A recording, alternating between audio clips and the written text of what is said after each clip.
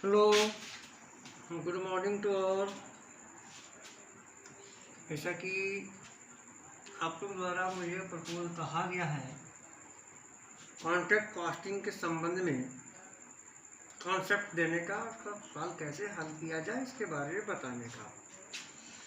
तो आज के क्लास में, उसके पिछले वीडियो में मैंने मैथ से संबंधित रैंक कोरिलेशन के बारे में आप लोगों को बताया था। आज उसके हट करके अलग सब्जेक्ट है कॉस्ट अकाउंटेंसी, जो बीकॉम पार्ट फाइनल ईयर में इस विद्यार्थियों के लिए है। चूँकि आने वाला समय में आप लोग का एग्जामिनेशन काफ़ी नज़दीक है, तो रिवीजन के ख्याल से, ध्यान से और एग्ज़ाम को ध्यान में रखते हुए क्विक रिवीजन के दृष्टिकोण से आपको हम कॉन्ट्रैक्ट कॉस्टिंग के संबंध में बीकॉम फाइनल ईयर के विद्यार्थियों के लिए कुछ जानकारी दे रहे हैं, बता रहे हैं कि कैसे कॉन्ट्रैक्ट कॉस्टिंग क्या है और इस प्रकार समाधान कैसे किया जाता है। पहले मैं अपने बारे में 1 सेकेंड आपको बता दूं। मेरा नाम रुपेश कुमार है और मैं CSC कॉमर्स स्टडी सर्कल का संचालक हूं, जो पिछले करीब 2 युग से अधिक समय से संस्था का संचालन कर रहा हूं। चलिए, आज मैं आपको एक टॉपिक जो आपके द्वारा, आप लोगों के द्वारा, विशेष करके फाइनल ईयर के विद्यार्थियों के लिए बताया गया कि सर कॉन्ट्रैक्ट कॉस्टिंग के विषय में कुछ कॉन्सेप्ट बता दिया जाए। चलिए, ओके। कॉन्ट्रैक्ट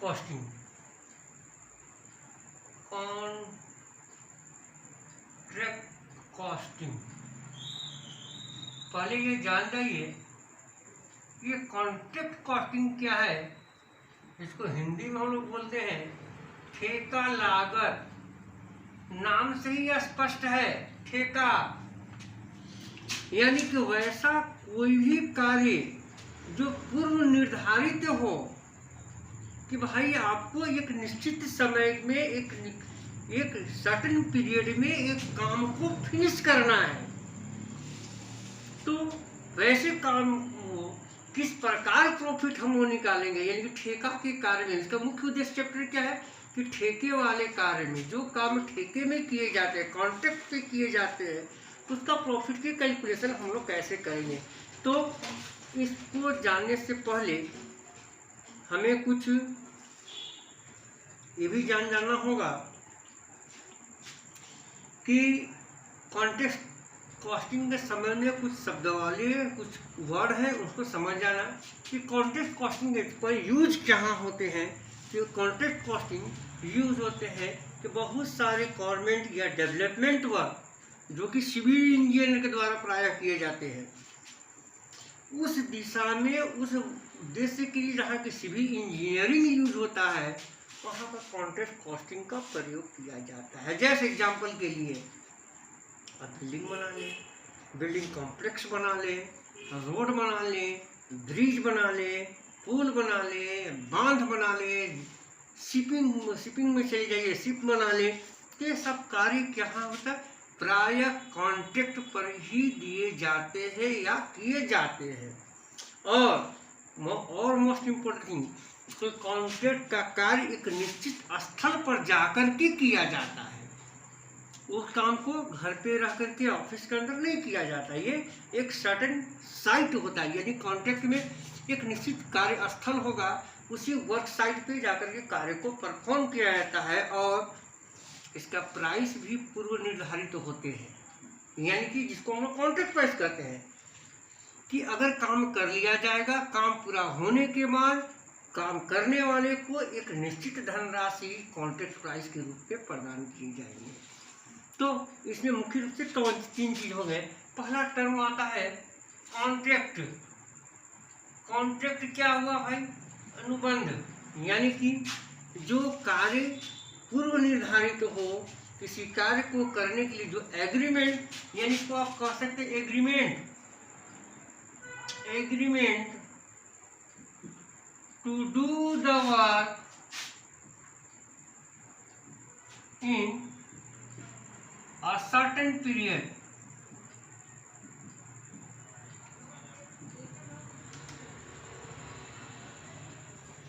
एक निश्चित कार्य समय के अंतर्गत किसी कार्य को करने का जो एग्रीमेंट होता है उसको कॉन्ट्रैक्ट होता है। यानी एक निश्चित समय के अंतर्गत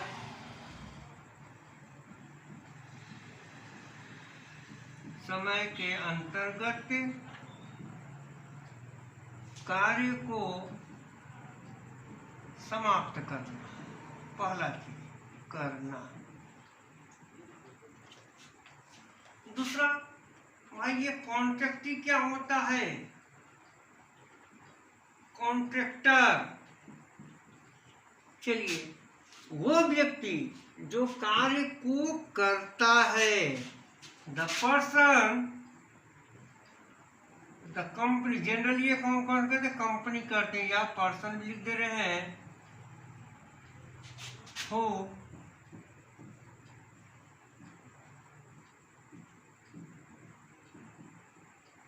फिनिश द वर्क।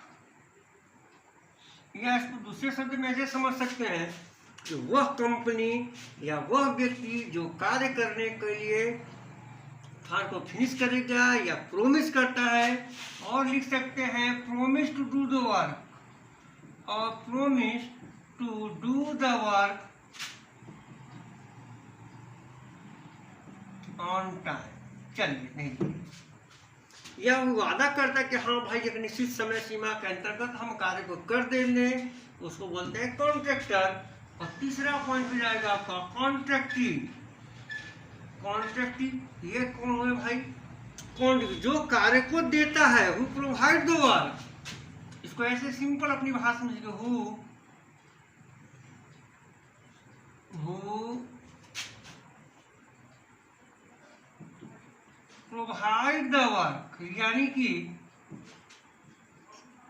सॉरी इसका हिंदी हम नहीं लिख पाए, जो कार्य देता है,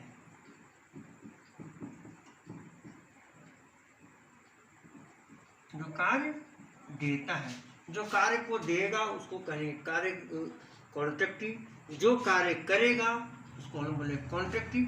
और कॉन्ट्रैक्टर और कॉन्ट्रैक्टी के बीच में जो एग्रीमेंट होता है, इन दोनों के बीच में जो एग्रीमेंट होगा उसको हम लोग कॉन्ट्रैक्ट बोलेंगे। इन दोनों के बीच में जो कार्य करने का अनुबंध होता है, जो एग्रीमेंट होता है, उसी को हम लोग कॉन्ट्रैक्ट कहेंगे। और इसके बदले में एक निश्चित धनराशि का, हाँ भाई आप मुझको ये काम करके एक निश्चित समय में दे दो, तो आपके लिए हम एक सर्टेन पैसा आपको, एक निश्चित धनराशि आपको दी जाएगी। That will called contract price. Contract price क्या हुआ भाई? कंसीडरेशन ऑफ वर्क, यू में से कंसीडरेशन ऑफ वर्क, यानी कार्य का प्रतिफल। आप कार्य करेंगे उसके बदले में जो धनराशि दिए जाएंगे उसको कहेंगे हम लोग कॉन्ट्रैक्ट प्राइस। ये चार वर्ड हमको, मेरे ख्याल से आप लोगों को बिल्कुल क्लियर होगा। मेरे पास बोर्ड की सीमित स्पेस है, बड़ा बड़ा लिखना भी है, इसलिए इसको इरेज करने वाले हैं। अगर आप लोग को नोट डाउन करना होगा तो पॉज करके नोट। इसके अतिरिक्त कॉन्ट्रैक्ट कॉस्टिंग भाई क्यों सर, क्यों यूज करते हैं कॉन्ट्रैक्ट कॉस्टिंग? तो कॉन्ट्रैक्ट बड़े बड़े इसको यूज कहाँ करते हैं? जैसे हम पहले फिर हम बता दे रहे हैं कि यूज भाई कि सड़क बना दीजिए, रोड बनाइए, पुल बनाइए, बांध जिसको कहते हैं, ब्रिज बनाइए, बिल्डिंग कॉम्प्लेक्स बनाइए,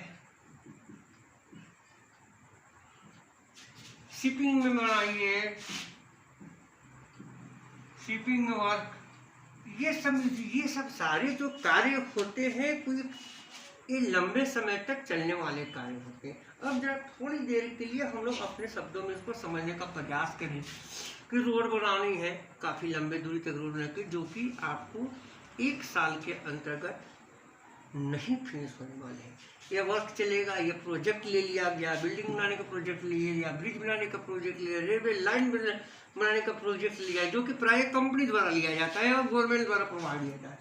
अगर सरकार किसी कंपनी को कोई कार्य देती है तो सरकार यहाँ पर कॉन्ट्रैक्टर कहलाएगा, जो कंपनी करेगी वो कॉन्ट्रैक्टर कहलाएगा, उसके बदले में जो धनराशि दिया जाएगा उसके कॉन्ट्रैक्ट प्राइस कहा जाएगा। अब प्रश्न ये होता है, सर कंपनी है तो उसको आईटी भी रिटर्न करना है, इनकम टैक्स रिटर्न भी फाइल करना है, इनकम टैक्स रिटर्न फाइल करना है तो प्रॉफिट भी उसको या लॉस भी शो करना है। तो कैसे प्रॉफिट और लॉस एक साल का within a year in from 1 April to 31 March आपको प्रॉफिट आपको शो करने हैं। तो कोई भी कंपनी अगर कॉन्ट्रैक्ट लेता है, कोई भी कॉन्ट्रैक्टर अगर कोई कार्य का कॉन्ट्रैक्ट लेता है तो निश्चित रूप से उसको एक साल का अपना प्रॉफिट या लॉस फाइंड आउट करना है, ज्ञात करना है, कैलकुलेशन करना है। इसी कैलकुलेशन के लिए हम लोग जो कि कॉन्ट्रैक्ट भी होता है, बहुत सारे कार्य ऐसे होते हैं विदिन अ ईयर फिनिश हो जाते हैं, जिसको हम लोग बोलते हैं कंप्लीट कॉन्ट्रैक्ट। कोई कार्य एक साल से अधिक से 2 साल 4 साल 5 साल 10 साल तक प्रोजेक्ट चलते रहेंगे, उसको इनकम्प्लीट कॉन्ट्रैक्ट। तो कम्प्लीटेड कॉन्ट्रैक्ट जो कार्य कंप्लीट हो जाए विदिन अ ईयर उसमें बहुत सारा समस्या नहीं है। लेकिन जो लंबे समय के लिए प्रोजेक्ट होते हैं, 10 साल के लिए चलने हैं, 5 साल तक प्रोजेक्ट चलना है, लेकिन हम रियल प्रॉफिट जानने के लिए, रियल प्रॉफिट ज्ञात करने के लिए हम तो 1 साल 5 साल तक वेट नहीं करेंगे। मुझको कैलकुलेशन करने क्या कि एक साल में कितना प्रॉफिट होगा। इस प्रॉफिट को ज्ञात करने के लिए हम लोग जो यूज करते हैं जो method, that is called contract costing. Contract costing कैसे कैलकुलेट करेंगे सर? चलिए आगे इसके लिए एक फॉर्मेट हम आपको ड्रॉ करेंगे और फॉर्मेट की सहायता से ही हम आपको बताएंगे, उसमें कुछ टर्म भी आएंगे, कुछ टर्म को आपको समझाएंगे कि कैसे कॉन्ट्रैक्ट कॉस्टिंग का प्रॉफिट फाइंड आउट किया जाता है। ओके, जस्ट वेट और just I find the duster this. Okay,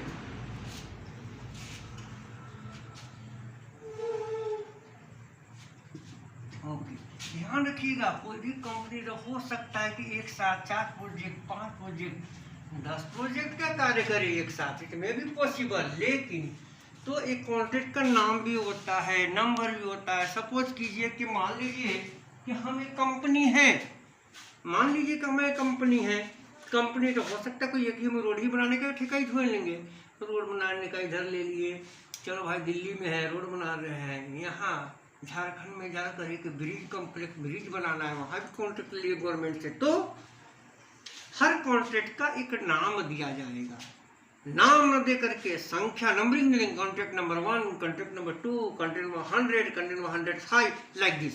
खैर that's another thing, we have to learn the concept of contract question. थोड़ा सी स्पेस के लिए हम ठेका लागत लिखा है, इसको हटा।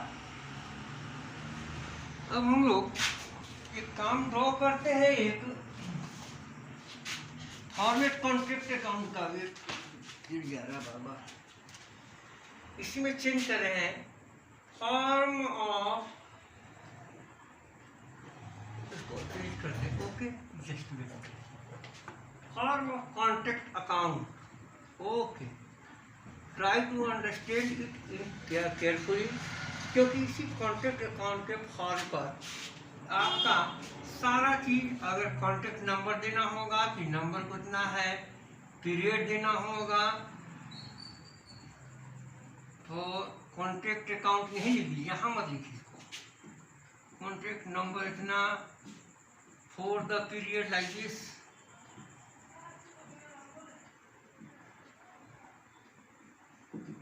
किस पीरियड के लिए निकाल रहे हैं लिख लीजिए फॉर्मेट। ये फॉर्मेलिटी आपको फुलफिल करने हैं, कोई प्रॉब्लम नहीं है। अब कॉन्ट्रैक्ट अकाउंट बनाने हैं मुझको, कॉन्ट्रैक्ट अकाउंट कैसे कैलकुलेट करें बनाएंगे। अब जरा ये देखते हैं फॉर्मेट, इसको भी हम डिलीट कर दे रहे हैं, तो मेरे पास स्पेस काफ़ी कम है, इतना में स्पेस आएंगे नहीं। चलिए जस्ट आई एम ट्राइंग, और लग रहा है इंक खत्म समाप्त हो गया इसमें। एक पर्टिकुलर अमाउंट हम छोड़ दे रहे हैं, एक पर्टिकुलर अमाउंट आप लोग समझ रहे हैं कि यहाँ पर है।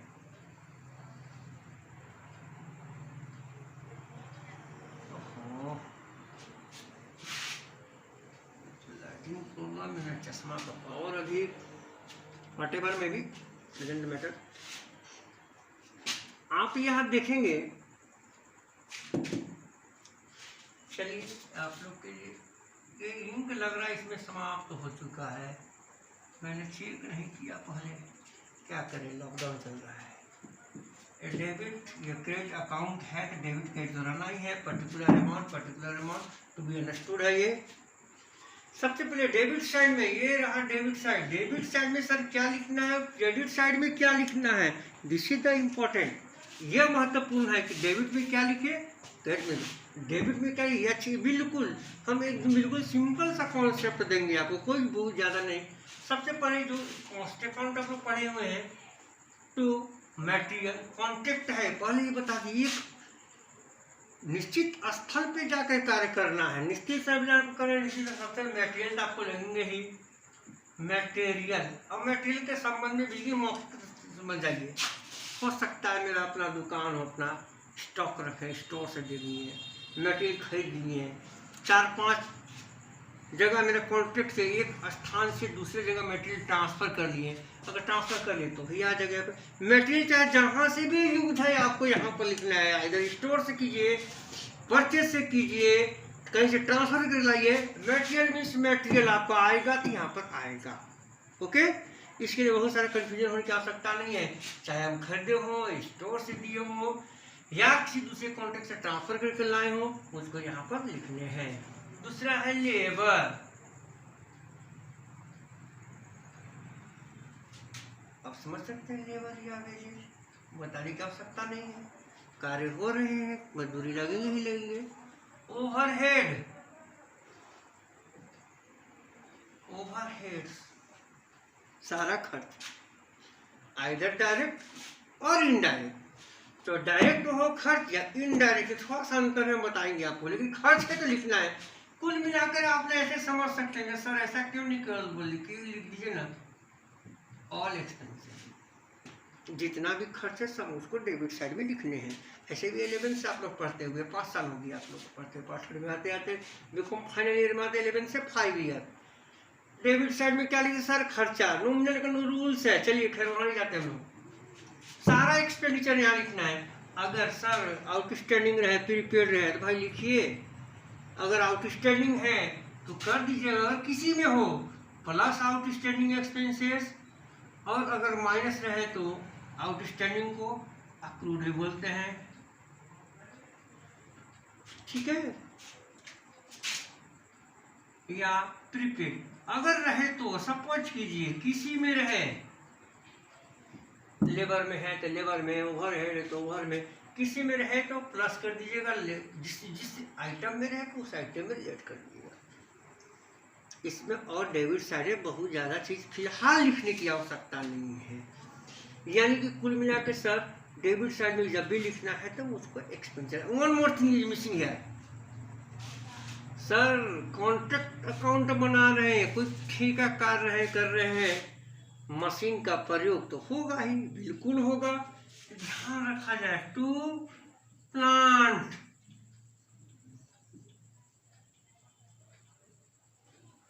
और डिप्रिसिएशन ऑन प्लांट। सर ये दोनों क्या समझ में नहीं आया, बिल्कुल आएगा। प्लांट और डिप्रिसिएशन और प्लांट और रेंट ऑफ प्लांट में भी कर सकते हैं। चलिए थोड़ा सा 2 मिनट के लिए क्लियर करना चाहेंगे हम। अगर कोई मशीन किसी एक ही कॉन्ट्रैक्ट पर का वर्किंग कर रहा है, काम कर रहा है, तो उसको प्लांट लिखेंगे। लेकिन मेरे पास अगर एक मशीन है और 4 जगह कॉन्ट्रैक्ट पर कार्य हो रहा है, बहुत गर्म लग रहा है, 4 जगह कार्य हो रहे हैं, तो जिसके हिस्से में जितने समय के लिए मशीन यहाँ पर रहेगा उतने समय के लिए यहाँ पर का डेप्रिसिएशन चार्ज करेंगे। डेप्रिसिएशन के संबंध में और कॉन्सेप्ट क्लियर आप लोग करेंगे कि डेप्रिसिएशन कैसे चार्ज किया जाए। थोड़ा सा जानकारी और ले लीजिए आप। प्लांट एंड मशीनरी में ध्यान दीजिए, बाद में नहीं बताएंगे, फिर बता दे रहे यहाँ पर एक बार और कि प्लांट एंड मशीनरी में अगर डेप्रिसिएशन चार्ज करने हो, अगर क्वेश्चन में दिया रहे सर 10% का ठेका चला 3 महीना, तो अगर 10% काम हो तो आपको 10% चार्ज कर देने हैं। वो 2 महीना काम हुआ या 3 महीना काम हुआ, ऐसे ध्यान में नहीं रखने हैं। लेकिन सर कॉन्ट्रैक्ट 3 महीना का ठेका लिए थे, 10% पर annum, PA लाइक दिस लिखा रहेगा, पर annum लाइक दिस, 10% पर annum ऐसा लिखा रहे। जैसे ही ऐसा लिखा तो 3 महीना कॉन्ट्रैक्ट, 3 महीना का ही डेप्रिसिएशन चार्ज करेंगे। लेकिन अगर पर annum नहीं लिखा हुआ है, केवल लिखा हुआ है 10%, तो होल ईयर का डेप्रिसिएशन चार्ज करेंगे। चलिए इसका कॉन्सेप्ट फिर हम देंगे आपको। अभी रफली हम बता दिया मैंने आपको कि डेप्रिसिएशन जब भी चार्ज करने हैं तो कैसे चार्ज करने हैं। चलिए ओके। तो सर सुपरवाइजर भी काम करते हैं, मुंशी भी कार्य करते हैं, तो भाई हम पहले ही लिख दिए हैं, all type of expenditure are written here और debit side of contract year. अगर सुपरवाइजर काम किए, कोई एडिशनल, एक सुपरवाइजर सर 5 ठेका देख रहा है, चलिए ठीक है, 5 ठेका दे, इसके हिस्से का जो खर्च होगा यहाँ लिखेंगे हम लोग, that is called indirect expenditure. Direct expenditure जो केवल इसी कॉन्ट्रैक्ट पे हो रहा है, इनडायरेक्ट मीन्स जो एक से अधिक कॉन्ट्रैक्ट पे हो रहे हैं। तो डायरेक्ट और इनडायरेक्ट सारे खर्च को लिखने हैं, बहुत ज़्यादा कॉन्सेप्ट लेने की आवश्यकता नहीं है डेबिट साइड के लिए। चलिए ओके सर, यहाँ इतना में बनेगा नहीं, हम फिर से आप लोग को बता दे रहे हैं, ये हम आपको डिलीट करेंगे ही करेंगे, या कुछ आइटम को डिलीट कर देंगे हम। सर इधर क्रेडिट साइड में, हाँ भाई की बता रहे हैं, एक चीज और अगर चाहें तो आप लिख सकते हैं, याद आ गया, वहाँ लिखना इसलिए याद आ गया। अगर कोई ओपनिंग WIP रहे तो लिख लीजिए work in progress means semi finished work, सबके बारे में लिख दीजिए, अमाउंट के बारे में लिख दीजिए, हेयर हेयर हेयर ओ हेयर, यहाँ नहीं लिखना है इसको, कुछ तो नहीं है डेबिट साइड में। चलिए दिस साइड इज इम्पोर्टेंट, यह क्रेडिट साइड ही आपके लिए सबसे महत्वपूर्ण है। कैसे महत्वपूर्ण, जैसे बताते हैं, जैसे रिकॉर्डिंग हो रहा है भाई, और yes yes yes yes, credit side, credit side में क्या करने हैं, क्रेडिट साइड में करने हैं यहाँ पर बाय WIP, और बड़ा लिखते हैं WIP, वर्क इन प्रोग्रेस, इसके लिए work certified, work uncertified,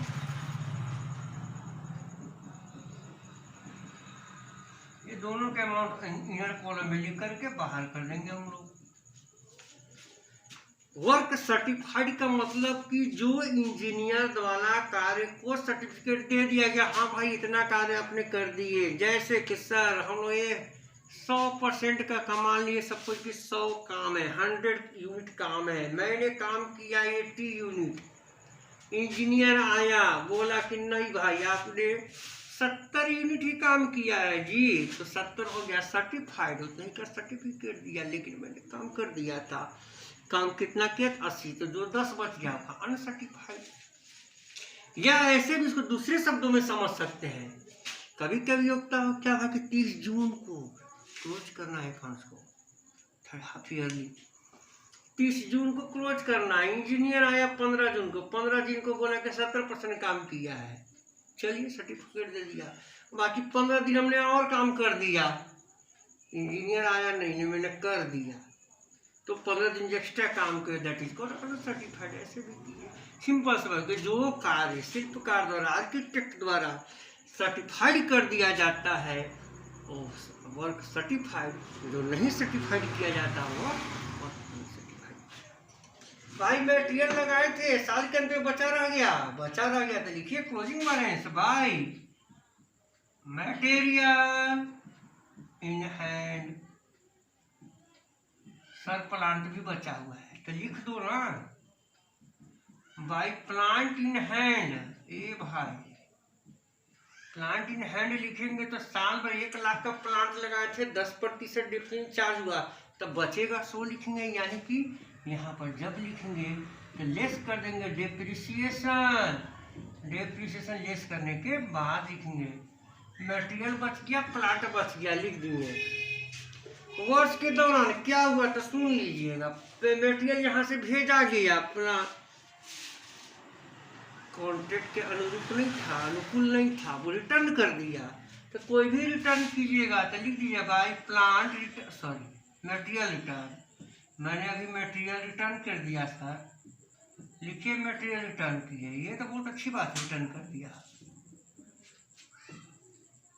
plant return किए, ध्यान देने की चाह रहे, प्लांट रिटर्न ध्यान देना है। RETURNED return. 1 लाख का प्लांट, ये तो प्लांट उसका यूजफुल नहीं था, वापस किए। 3 महीना प्लांट चला, वापस किए। तो 3 महीना यूज करने के बाद जो बचा हुआ प्लांट है, 3 महीना का डिफरेंस काट करके तब वापस करना है। जब भी प्लांट रिटर्न करना हो तो लेस करना होगा डिप्रिसिएशन, ऐसे वापस नहीं होगा। अब यहाँ मटेरियल भेजे थे, मालिक आदेश दिया कि भाई दूसरा ट्रांसफर कर दिए, मटेरियल ट्रांसफर कर दो बाय, अगर क्वेश्चन में है तो बाय मटेरियल या प्लांट ट्रांसफर। यहाँ प्लांट जब भी रहेगा तो डिप्रिसिएशन काटने के बाद ही वापस करेंगे। पुल बनाने का ठेका लिए थे हम लोग, पुल की नदी किनारे मटेरियल गिराए हुए थे, चोरी हो गया, कोई चुरा कर ले गया, जाइए आग लग गया, बेकार होगा, वेस्टेज हो गया। तो एक्स्ट्रा ऑर्डिनरी, जिसको एबनॉर्मल लॉस कहते हैं, अगर कुछ ऐसा होता है तो लिख दीजिए सीधे इसको ट्रांसफर कर दे by profit and loss account. ये तो बहुत कम बन जाए। क्या क्या भाई, प्लांट लॉस, मटेरियल लॉस,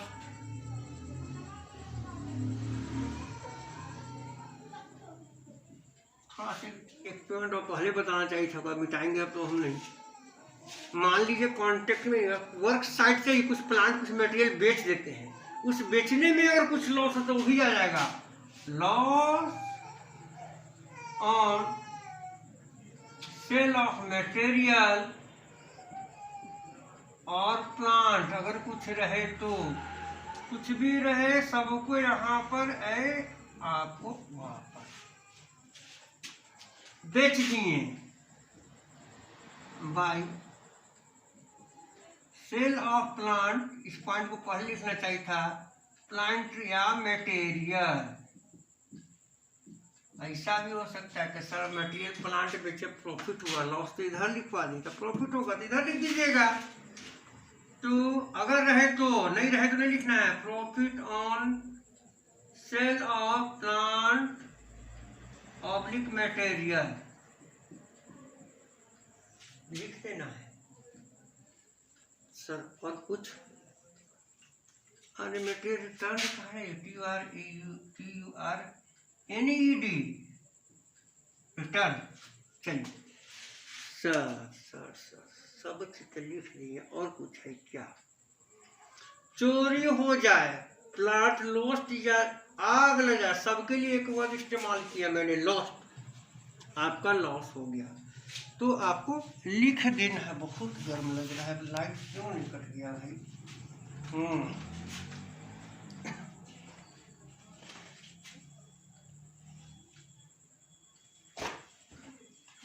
क्या किया जाए, पेज को मिटाया जाए? नहीं, एक आप लोग थोड़ा सी यहाँ पर बैलेंस हम कर रहे हैं, अभी ये क्लोज नहीं हुए हैं, इसके बाद भी कंटिन्यू रहेगा क्योंकि मेरा बोर्ड का साइज थोड़ा छोटा है। यहाँ पर हम लोग बैलेंस करेंगे दोनों side, to be continued. Here यहाँ करेंगे टोटल, यहाँ करेंगे टोटल, ये आ जाएगा टू नोशनल प्रॉफिट।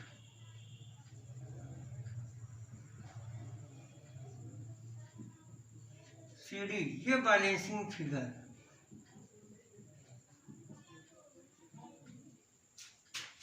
ये नेशनल प्रॉफिट आ जाएंगे आपको, इधर का टोटल करके इधर का टोटल घटा देंगे तो ये आपका आंसर अभी आया नहीं है, नेशनल प्रॉफिट। इसके बाद ये कंटिन्यू अभी है, हम बोर्ड आपको बिठा के बताते हैं, ठीक है।